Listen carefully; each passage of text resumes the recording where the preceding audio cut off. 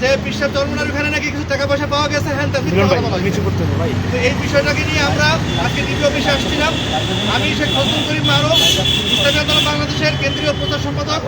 আমার ডান পাশে রয়েছেন অধ্যাপক মাহবুবুর রহমান, ইসলামী আন্দোলন বাংলাদেশের কেন্দ্রীয় প্রেসিডিয়াম সদস্য এবং নির্বাচন পরিচালনা কমিটির চেয়ারম্যান। আমার বাম পাশে রয়েছেন অ্যাডভোকেট শওকত সাহেব, উনি আমাদের কেন্দ্রীয় আইন বিষয় সম্পাদক। আমার সাথে রয়েছেন খায়রুল হাসান মারজান, ইসলামী আন্দোলন ছাত্র আন্দোলন বাংলাদেশের কেন্দ্রীয় সহসভাপতি।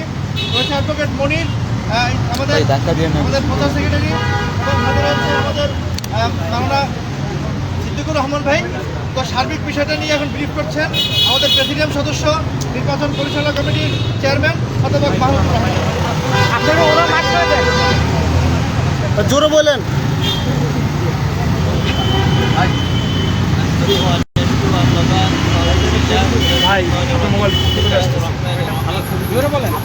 জোরে বলেন।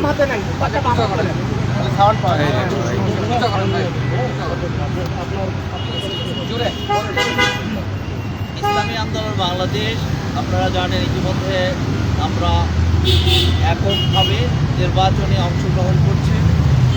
যে কারণে মোবাইলটা চলে আসছে, কোনো দল, কোনো ব্যক্তি উৎসাহিত হয়ে ইসলামী আন্দোলন বাংলাদেশের প্রাণপ্রিয় আমির আল্লাহ হযরত মাওলানা মুফতি সৈয়দ মোহাম্মদ রেজাউল করিম ইরশাদ চরমনায়ের বাড়িতে আর্মির মাধ্যমে সেখানে প্রায় 400 কোটি টাকা স্বর্ণ অলংকার, বিএনপির সদস্য ফর্ম সহ বিভিন্ন কিছু আপত্তিজনক আলোচনা ফেসবুকে এসেছে, বিভিন্ন সোশ্যাল মিডিয়াগুলোতে সেটা ভাইরাল করা হয়েছে। যে কারণে একটি অসত্য ঘটনাকে, একটা নিন্দনীয় ঘটনাকে একটি সামাজিকভাবে হেয় প্রতিপন্ন করার জন্য ইসলামী আন্দোলন বাংলাদেশের মোহতারাম আমির হযরত বিশ্ব হুজুরকে এবং ইসলামী আন্দোলনকে একটি কলুষিত করার জন্য অপপ্রচেষ্টা চালাচ্ছে। এই কারণে আমরা নির্বাচন পরিচালনা কমিটির সম্মানিত সদস্যবৃন্দ সমন্বয়ে আজকে আমরা ডিবি প্রধানের কাছে আমরা লিখিত অভিযোগ দাখিল করেছি।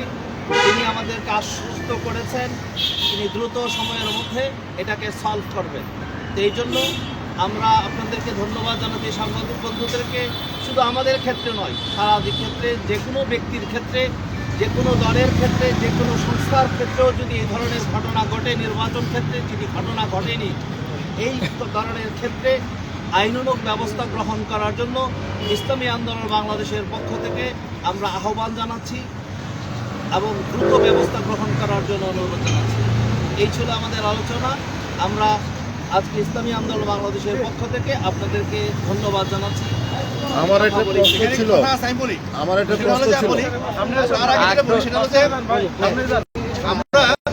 আমরা টিভিতে এটা বলেছি, টিভি চিফ বিষয়টা খুব সিরিয়াসলি নিয়েছেন এবং তিনি বলেছেন যে এই ধরনের যেটা হয় এটা আমরা অবশ্যই বন্ধ করার চেষ্টা করব। একই সাথে সাথে আমরা আপনাদের মাধ্যমেও যারা অপপ্রচার সতর্ক করছি এর জন্য না করে। একই সাথে সাথে আমরা নির্বাচন কমিশনকে বারংবার বলেছি যে এই ধরনের অপপ্রচার যদি বন্ধ না করা হয় তাহলে নির্বাচন করার যে সুষ্ঠু পরিবেশ সেটা নষ্ট হবে। তো আশা করি বাংলাদেশের প্রশাসন, ডিবি, নির্বাচন কমিশন তারা সকলে মিলে একটা কার্যকর ব্যবস্থা নেবেন। আগামী নির্বাচন সুষ্ঠুভাবে হবে, এটা আমাদের প্রত্যাশা। এবং ইসলামী আন্দোলন বাংলাদেশের বিরুদ্ধে যারা অপপ্রচার চালাচ্ছে তাদের বিরুদ্ধে আমাদের আইনি রাজনৈতিক লড়াই ইনশাআল্লাহ অব্যাহত থাকবে। আমার একটা প্রশ্ন ছিল। আমার নাম শহীদুল ইসলাম খোকন, আমি দৈনিক মাতৃভূমি খবর পত্রিকার অনুসন্ধানী রিপোর্টার। আমার প্রশ্ন হলো, আপনাদের বিরুদ্ধে যে প্রোপাগান্ডাগুলো চালানো হচ্ছে, এই প্রোপাগান্ডা কারা চালিয়েছে এবং কেন চালিয়েছে সেই বিষয়টা আপনারা উদ্ঘাটন করতে পেরেছেন কিনা এবং ট্রেস করতে পেরেছেন কিনা, এবং কেনই আপনাদেরকে টার্গেট করলো একটা মহল, সেই মহলটাকে আপনারা করতে পেরেছেন কিনা? কারা করতেছে সেটা যদি জানতাম তাহলে সুনির্দিষ্ট নাম উল্লেখ করে হামলা করতাম, সেটা আমরা জানছি না। কিন্তু এখানে একটা বিষয় কাকতালীয় হওয়ার সম্ভাবনা আছে, সেটা হলো যে আমরা একটা নির্দিষ্ট সমঝোতা ছিলাম, সেই সমঝোতাটা থেকে আমরা যখন চলে আসছি বা সমঝোতাটা সাস্টেন করে নাই, তখনই অপপ্রচারটা বেড়েছে বলে মনে হচ্ছে। তবে আমরা এখানে দায় দিতে চাই না, আমরা অফিসিয়ালি বিষয়টা কাকতালীয় বলে মনে করি। তাহলে আনঅফিশিয়ালি আপনারা বলতে চাচ্ছেন যে আপনাদের শরীক যারা আপনারা শরীক হতে চেয়েছিলেন তারা এই প্রোপাগান্ডাটা চালাচ্ছে? আমরা বলছি না, তবে কাকতালীয় ভাবে এটা হয়েছে। বাকিটা বাংলাদেশের প্রশাসন দেখবে। আপনারা তো কোন প্ল্যাটফর্ম থেকে চালানো হয়েছে এটা একটু বলবেন?